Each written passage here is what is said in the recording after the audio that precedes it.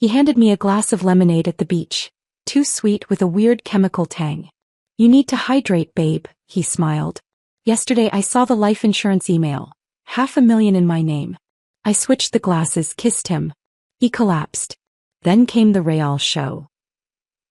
I still taste the lemonade, too sweet with that weird chemical tang lingering on my tongue. Tyler's eyes were fixed on me as I took that first sip, his smile widening in the fading sunlight.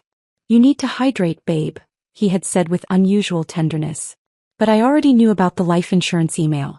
$500,000. In his name. For my death. Before we begin, I want to take a moment to thank each of you for being part of this incredible journey.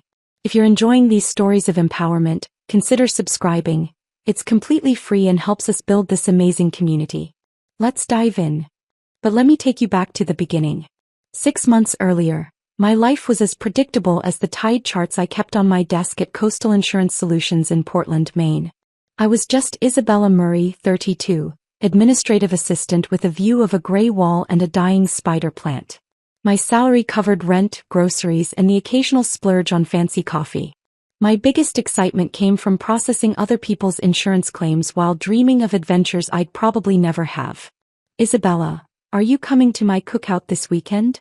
Diane from accounting leaned against my cubicle one Friday, disrupting my methodical filing. "My brother's friend needs a +1 for my husband's birthday. Single guy, decent job in marketing. Nothing weird about him, promise." I almost said no. Almost. But my apartment felt especially empty that week after my roommate moved out, and the thought of another microwave dinner for one seemed unbearable. "Fine," I conceded. "But if he's a creep, I'm leaving and taking a plate of food with me." The cookout was exactly what you'd expect in coastal Maine. Lobster rolls, corn on the cob, and too many people crammed onto a deck overlooking the Atlantic. I was nursing my second beer when someone bumped my elbow. "Sorry about that," said a voice that somehow cut through the party noise. "I'm Tyler. You must be Isabella." He wasn't what I expected, tall with kind eyes that crinkled at the corners when he smiled, casual in a way that seemed natural rather than practiced. We ended up sitting on the steps leading down to the beach, talking until the party thinned around us.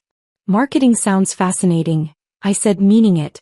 The way Tyler described his campaigns made even advertising sound like art. "It pays the bills," he shrugged, but I could see the pride in his eyes. "But insurance? That must be boring." I laughed. "It is. But I'm good at it and it's stable." "Stability is underrated," he said, clicking his bottle against mine. "To stability and maybe a little adventure." Our first date was dinner at a little seafood place where the owner knew Tyler by name. Our second was a sunrise hike along the cliffs. By our third, I was already imagining what his last name would sound like with mine. It happened fast, too fast probably, but it felt right in a way nothing had before. "You're different," my friend Megan observed over coffee 1 month in. "Glowing.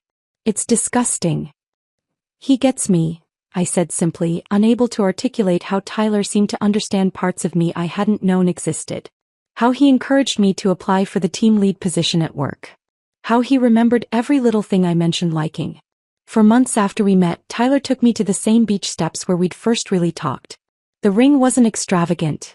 A small emerald instead of a diamond because he remembered I once mentioned preferring colored stones.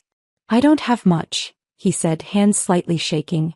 "But I promise you'll never doubt how much I love you. Will you marry me?" My yes was immediate, setting off a flurry of excited planning that culminated in a simple courthouse ceremony 2 months later. No big white dress or elaborate reception. Just us, a few friends, and dinner afterward at our favorite restaurant. I'd never been happier. We found a small cottage for rent near Ogunquit Beach. Nothing fancy, but with large windows that filled the space with light and the constant soundtrack of waves. Every morning I'd wake up to find Tyler already on the porch with coffee, watching the water. Every evening we'd walk along the shore and talk about our future. "Maybe we can buy a place like this someday," he'd say, pointing to the larger homes further up the coast. "After you get that promotion and I land the Peterson account. And kids." I'd venture, testing the water. "Two," he'd say without hesitation. "A girl first, then a boy." We'd fall into bed each night wrapped in dreams that seemed entirely possible. On weekends we painted the bathroom pale blue and hung shelves in the kitchen. Tyler installed a porch swing where we'd sit wrapped in blankets, planning a future that seemed secure and bright. Then came the Tuesday when Tyler came home early, his face ashen. "They let me go," he said, sinking onto our second-hand couch. "Budget cuts. Effective immediately." I sat beside him and took his hand. "We'll figure it out. I just got that small raise and we have some savings." "It's my fault," he said, his voice hollow. "I mishandled the Reynolds campaign. They lost a major client because of me." "Everyone makes mistakes," I assured him, pushing away the flicker of concern about this being the first I'd heard of any problems. "You'll find something else." That night, I held him as he stared at the ceiling, his body tense beside mine. "I'll take care of us," he whispered in the dark. "I promise you won't regret marrying me." "I could never regret that," I said, meaning every word. The next morning, I made calls during my lunch break. Contacts from our wedding who might know of openings, friends in adjacent industries. Tyler spent the day updating his resume and seemed more cheerful by evening, kissing me deeply when I walked through the door. "My warrior wife," he called me, gratitude in his eyes. "Don't worry about anything. I've got some leads already." I believed him. Completely. Why wouldn't I? Love had made everything else so easy, surely it would carry us through this too. I increased my hours at work while Tyler networked and interviewed. We cut back on eating out, made coffee at home instead of stopping at cafes. Small sacrifices that brought us closer, I thought. "We're in this together," I told him each morning before leaving for work. And each night when I returned, "Any good news today?" His "not yet" began to sound practiced, but his kisses remained sweet, his embrace secure. 6 months into our marriage, I still felt like the luckiest woman alive, even with the strain of being our sole provider. Because Tyler was trying. Because we had each other. Because love was enough. Or so I believed until the day everything changed. The email arrived on a Tuesday morning, 2 months after Tyler lost his job. Subject line: "Congratulations on your promotion, Isabella." I stared at my computer screen, mouth slightly open. "Team lead. A 15% raise. Effective immediately." "You earned this," my manager said, squeezing my shoulder as she passed my desk. "Especially with all the extra hours you've been putting in." I practically floated home that evening, stopping to buy a bottle of champagne we couldn't really afford. Tyler would be thrilled. This was exactly what we needed. A financial boost while he continued his search. The cottage was dark when I arrived. No porch light. No delicious smells from the kitchen where Tyler had taken to preparing elaborate dinners. His way of contributing while unemployed. I found him in the bedroom staring at his laptop screen in the dark. "Tyler, I have amazing news." I flipped on the light. He blinked rapidly, closing his laptop with a snap. "Sorry, I lost track of time. Guess who's looking at the new team lead for claims processing?" I pulled out the champagne, my smile so wide it hurt. His congratulations seemed genuine, the warm hug, the proud kiss on my forehead. But something flashed behind his eyes. Something that looked uncomfortably like resentment. "We should celebrate," he said, recovering quickly. "I made some promising connections today anyway." But 3 months later, those promising connections had yielded nothing. Tyler's rejection pile grew while our savings account dwindled. The champagne bottle from my promotion night remained in our refrigerator, unopened. I applied for the assistant manager position at the hardware store, Tyler mentioned one evening, voice flat. 40% less than what I was making before. "That's great," I said carefully, learning to navigate his fragile mood. "It's a foot in the door." "A foot in the door," he echoed, a bitter edge creeping into his voice. At 34. With a marketing degree and 8 years of experience. He didn't get the hardware store job. Or the one at the cell phone kiosk. Or the car dealership. Night after night, I'd wake to find his side of the bed empty, the blue glow of his laptop screen visible from the living room. "Just applying for jobs," he'd explain when I'd shuffled out in my robe. "Go back to sleep." But the jobs he mentioned never seemed to materialize into interviews. Meanwhile, strange charges started appearing on our shared credit card. Books about wilderness survival, a premium VPN subscription, a P.O. box rental I knew nothing about. Work-related expenses, he'd explain vaguely when questioned. Networking costs. You wouldn't understand the industry. Then came the questions about my job, not the usual, "How was your day?" but pointed inquiries about company policies, benefit structures, exactly how much life insurance Coastal provided to employees. Just trying to understand our safety net, he explained, kissing my temple. One of us needs to think about these things.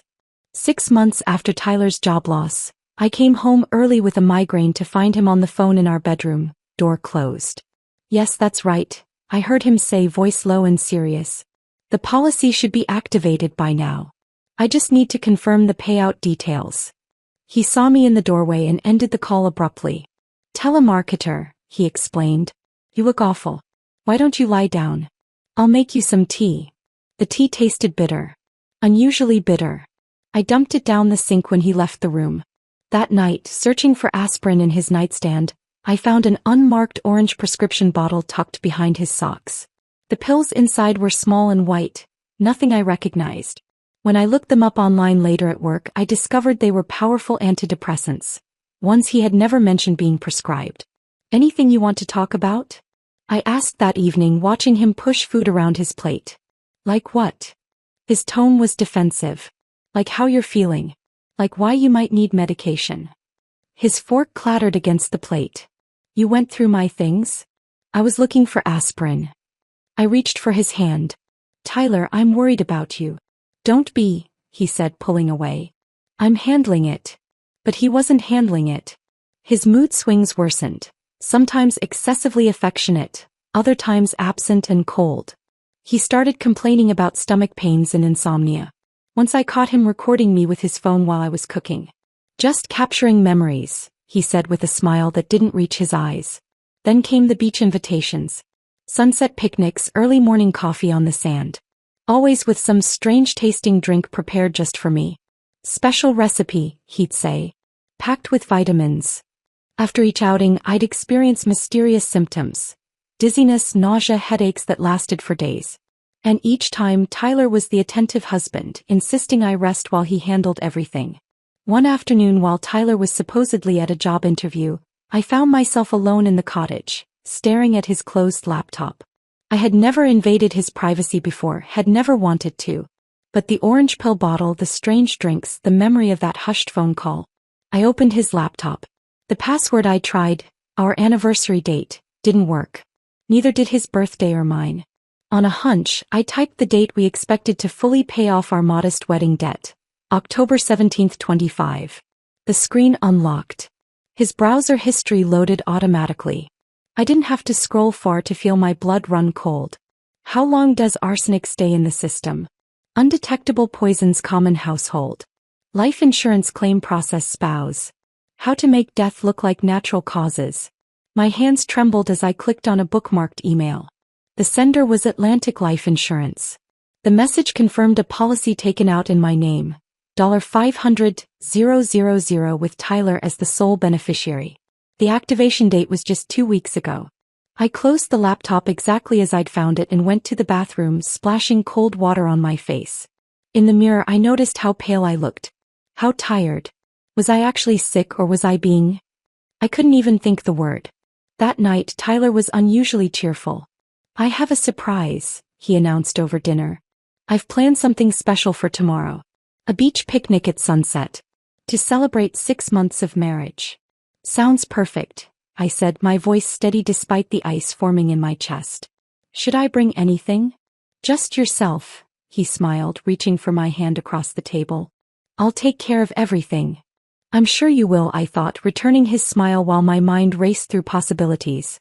I needed evidence. Needed to be certain before I made any accusations. Or any moves. After he fell asleep, I searched the bathroom and found a small vial hidden inside his electric razor case. No label. Clear liquid inside. The foundation of our marriage wasn't just cracking. It was completely shattered. And tomorrow at the beach one of us would fall through. I barely slept that night. Every time Tyler shifted beside me I flinched, wondering if he could sense my discovery. When morning came, I kissed him goodbye as usual and left for work, my mind racing with questions I couldn't ask anyone. At the office, I locked myself in a bathroom stall and called our health insurance provider. I'm checking on a prescription, I explained, heart hammering. My husband Tyler Murray picked it up recently, but I can't remember the name. We don't show any recent prescriptions for Tyler Murray, the representative replied after a moment. The last one was 3 months ago. Amoxicillin for a sinus infection. So the pills weren't prescribed. Where had they come from? And why? During lunch, I searched online using my phone rather than my work computer. Symptoms of slow poisoning, how to tell if someone is poisoning you, common household poisons. Each search result made me more nauseous than the last. The symptoms matched what I'd been experiencing after our special beach outings. The dizziness, nausea, headaches. I thought back to every drink he'd prepared for me over the past month. The bitter tea when I had a migraine. The vitamin-packed smoothies. Even my coffee sometimes tasted off, but I'd attributed it to stress affecting my taste buds. You okay? Diane asked, stopping by my desk that afternoon. You look like you've seen a ghost. Just tired, I lied. Not sleeping well. Marriage troubles? She asked, eyebrows raised sympathetically. If only it were that simple. Something like that. At 3:17 p.m. my desk phone rang. An unfamiliar number with our local area code. Is this Isabella Murray? A man's voice, hushed and urgent. Yes, I answered cautiously. Who's calling? Listen carefully. I worked with Tyler at Meridian Marketing. My name's Mark. He doesn't know I'm calling you. My grip tightened on the receiver. What is this about? I can't say much. I probably shouldn't say anything at all. He paused, his breathing audible. Tyler wasn't let go because of budget cuts. Or because he mishandled the Reynolds campaign. My mouth went dry. Then why? Another long pause.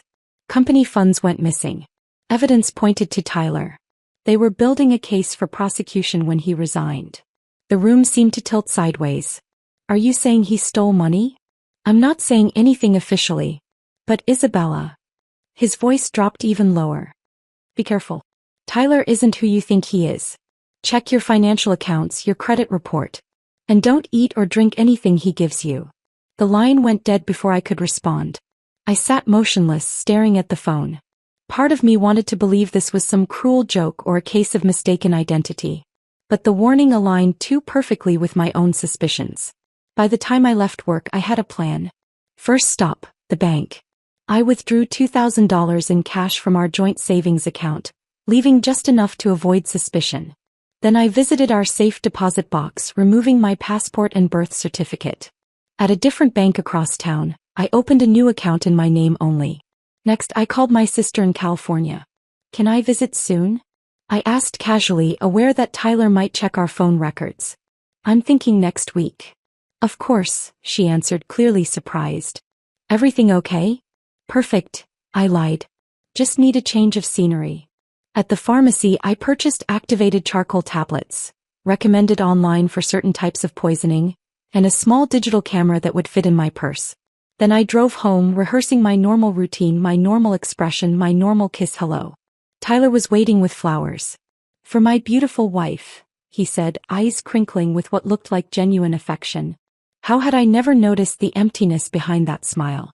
Thank you, I said, accepting them with appropriate enthusiasm. They're gorgeous. Don't forget about tomorrow, he reminded me. Our beach picnic at sunset. 6-month anniversary. I'm looking forward to it, I assured him, turning away to put the flowers in water so he wouldn't see my face. That night, I feigned a headache and went to bed early, leaving Tyler alone with his laptop. At 1 a.m., I crept silently to the living room, where he'd fallen asleep on the couch, computer still open beside him. This time I was more methodical in my search. I found emails confirming wire transfers to offshore accounts. Photos of me sleeping. A journal detailing symptoms I'd exhibited after consuming various substances. Most damning of all, a drafted letter to my parents expressing Tyler's shock and devastation at finding me unresponsive after a tragic accident. I documented everything with my phone camera, hands trembling so badly I had to retake several photos. Then I noticed an email from someone named Cynthia with the subject line when it's done. Once the insurance pays out, Tyler had written, we can finally be together properly. No more hiding. No more pretending with her. Cynthia's response was brief. Be careful. Make sure it looks natural. I can't wait to start our real life. The betrayal cut deeper than I imagined possible. Not just the murder plot but the affair. The complete fiction of our marriage. Had any of it been real? the proposal on the beach steps, the whispered plans for children, the tender moments that still haunted my memory. I quietly returned to our bedroom, my mind shifting from shock to calculated fury. Tomorrow's beach picnic wasn't just an anniversary celebration. It was to be my ending. The finale of Tyler's elaborate performance. In the morning, I called in sick to work for the first time in years. After Tyler left for his supposed job interview, I systematically searched the cottage. Under the bathroom sink behind cleaning supplies, I found a locked metal box. The key was on Tyler's keychain, but a bobby pin and online tutorial did the trick. Inside, various powders in labeled baggies. A small digital scale. Printed research on lethal dosages. And several vials like the one I'd found in his razor case, each containing clear liquid. I selected one vial and researched its contents using the local library's public computer. The description matched a tasteless, odorless compound that could cause cardiac arrest when combined with alcohol, mimicking a heart attack in otherwise healthy individuals. The perfect natural death. Before returning home, I stopped at a small pharmacy 2 towns over, purchasing several items with cash. My hands were steady now, my mind clear. If Tyler wanted a show, I'd give him one he'd never forget. As I prepared for our beach picnic, applying makeup with extra care, I caught myself humming. The fear had evaporated, replaced by icy determination. Tyler had taught me well over these months. How to smile while plotting, how to kiss someone you plan to betray. The vial from his toiletry bag sat in my purse, alongside my new purchases. My phone was fully charged, the camera ready. I'd even prepared a small surprise of my own for our special toast. Ready to go? Tyler called from the doorway, picnic basket in hand. His smile seemed genuine, excited even. Perhaps he too was looking forward to the final act of his performance.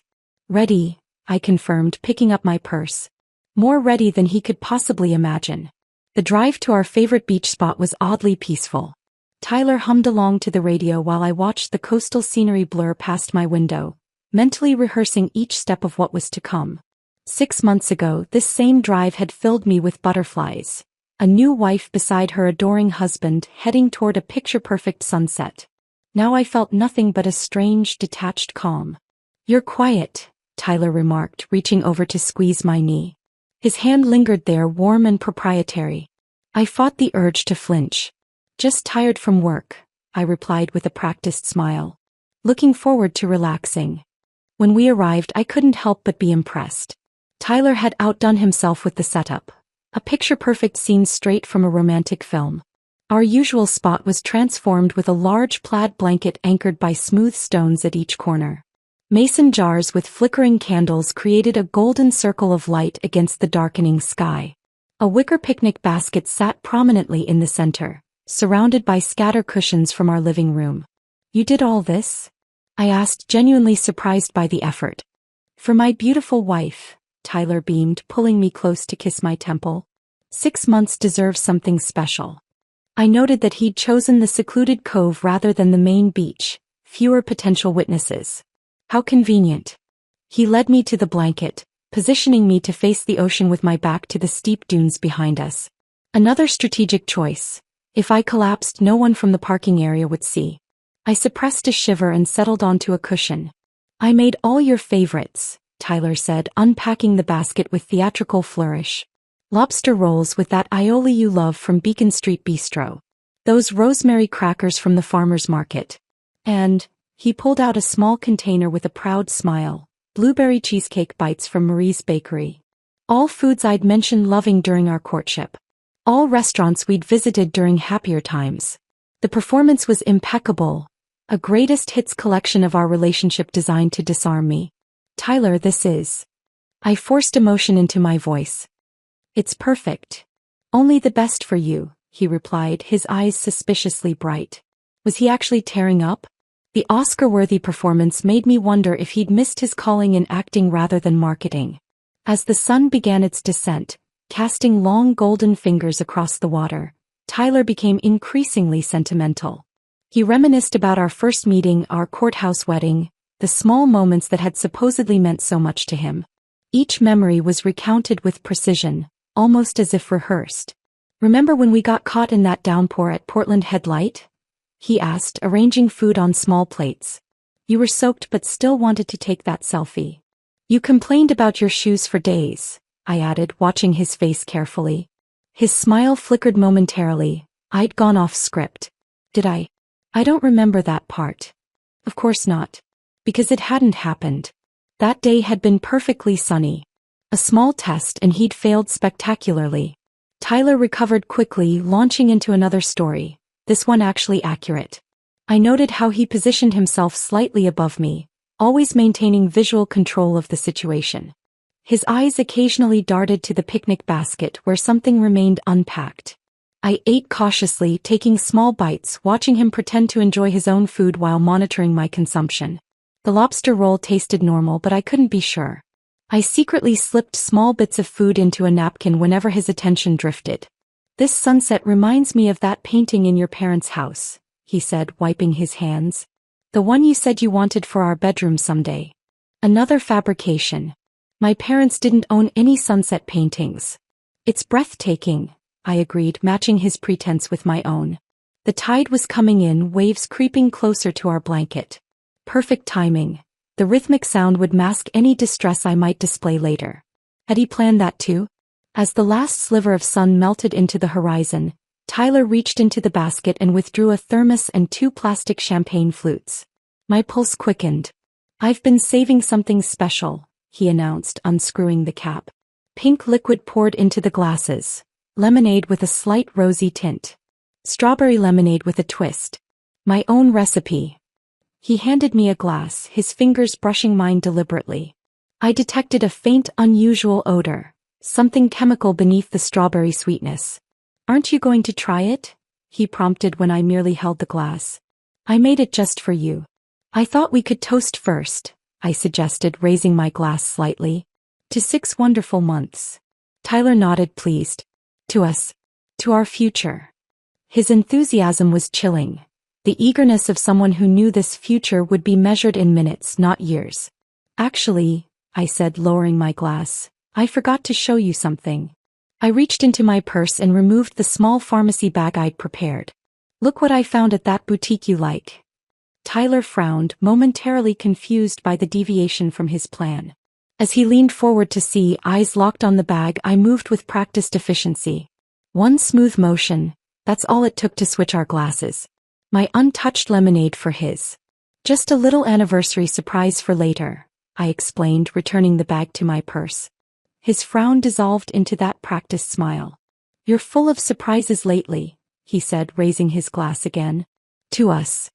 To getting exactly what we deserve, I responded, meeting his eyes steadily. We clinked glasses.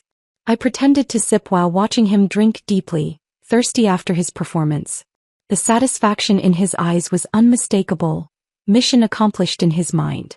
The pink liquid disappeared down his throat as the last light faded from the sky. That's delicious, I lied, setting my mostly full glass aside. The perfect end to a perfect evening. Tyler nodded, draining his glass entirely. You need to hydrate, babe, he insisted, already reaching for the thermos. Have some more. I waved him off. Maybe in a bit. Let's enjoy this view first.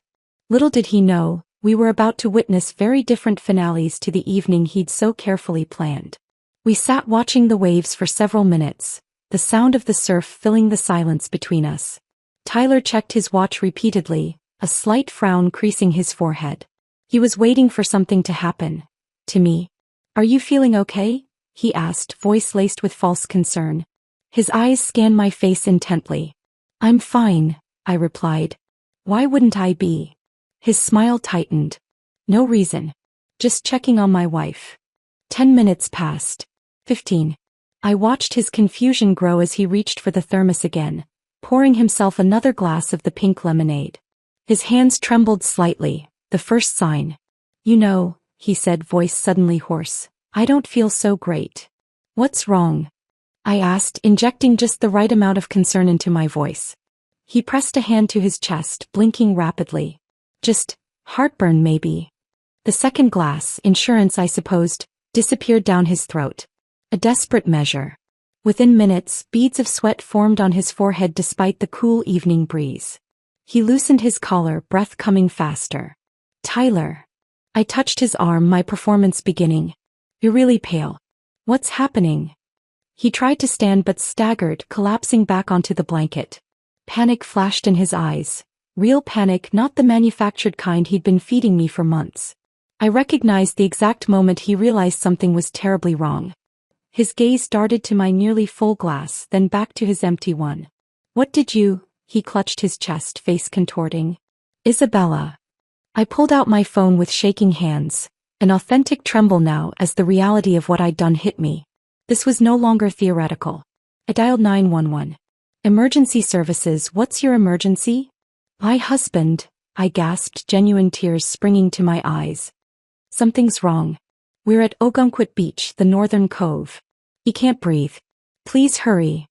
Tyler was on his back now, gasping like a landed fish. His eyes locked on mine, accusatory, bewildered, and something else. Recognition. He knew. I held the phone to my ear with one hand and gripped his fingers with the other, leaning close.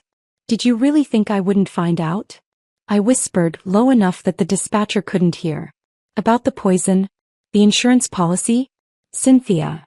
His eyes widened. They're sending an ambulance, I announced loudly for the benefit of the dispatcher. Hold on, baby. Please hold on. The poison worked faster than I'd anticipated. By the time blue lights flashed in the parking lot above the dunes, Tyler was convulsing, foam gathering at the corners of his mouth. I flagged down the paramedics with my phone's flashlight, screaming for help in a performance worthy of his.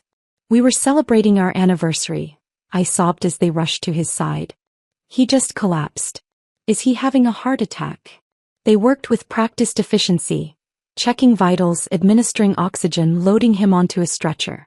I clutched the thermos of lemonade, making sure it came with us. Evidence was important after all. What did he consume today? One paramedic asked as they carried Tyler up the dune path. I handed over the thermos, trembling. Just this lemonade. He made it himself.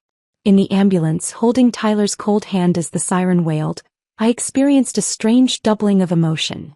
Genuine horror at watching someone die, mixed with cold satisfaction at having escaped the same fate. His eyes remained fixed on mine until they rolled back, his body jerking one final time before going completely still. We're losing him, a paramedic shouted.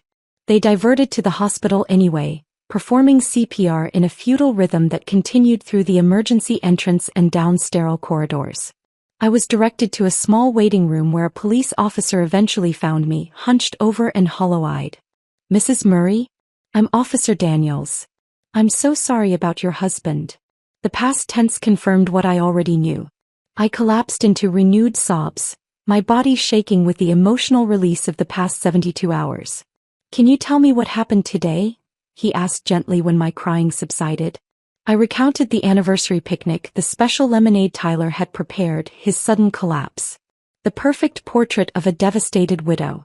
We'll need to run some tests, Officer Daniels explained. Standard procedure when there's an unexpected death. Of course, I whispered. Whatever you need. While hospital staff collected samples from the thermos, police officers accompanied me home to gather Tyler's medical information. I directed them to his laptop, for his medical history, knowing exactly what they would find. 3 days later, Detective Simmons sat across from me at our kitchen table, a folder open between us. Mrs. Murray, I'm afraid we've discovered some disturbing information.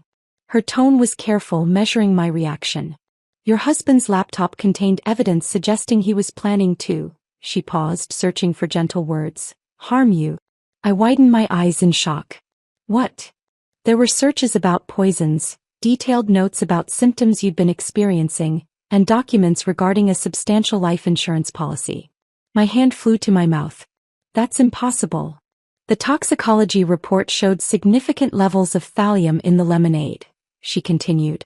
The same substance we found traces of in your hairbrush and coffee mug. He'd been poisoning you slowly. I don't understand, I whispered, the grief in my voice now tinged with horror. Why would he? We've also uncovered evidence of embezzlement from his former employer. Over $300,000 missing. And communication with a woman named Cynthia Winters planning to leave the country using your insurance payout. I let this information wash over me, crafting my reaction as carefully as Tyler had once crafted his lies. I can't believe this is happening, I murmured. The man I married. Detective Simmons reached across the table, patting my hand. The evidence suggests he accidentally consumed the poison meant for you. Perhaps mixed up the glasses. I nodded slowly, tears spilling down my cheeks. He insisted I drink that lemonade. I just wasn't thirsty. 2 weeks later, after the funeral no one attended and the investigations concluded with accidental self-poisoning, I stood in our empty cottage, boxes packed for my move to California. The ocean that had witnessed our beginning and end roared outside, indifferent to human dramas. Tyler's plan had been meticulous, except for the possibility that I might be equally calculating. In his personal files, police found offshore accounts, fake identities, and airplane tickets for 2 to Belize, dated for 3 days after our beach picnic. My death had been scheduled with the precision of a business transaction. As I locked the cottage door for the final time, I felt neither triumph nor crushing guilt, just a hollow ache where love had once resided and the quiet determination to reclaim my life from the ashes of deception. Some nights I still taste that lemonade, too sweet with a weird chemical tang. But the dreams of Tyler's face as realization dawned are growing less frequent. The insurance company is investigating his death, of course, but with the evidence of his plot mounted against him, they won't find me at fault. The beach where it happened remains beautiful despite its darker memory. Perhaps that's the lesson in all this, that beauty and treachery can exist in the same space, that trust and betrayal can wear the same smile, that survival sometimes requires becoming the monster you never wanted to be. I'm learning to live with these contradictions as I rebuild my life one careful step at a time, drinking only from glasses I've poured myself.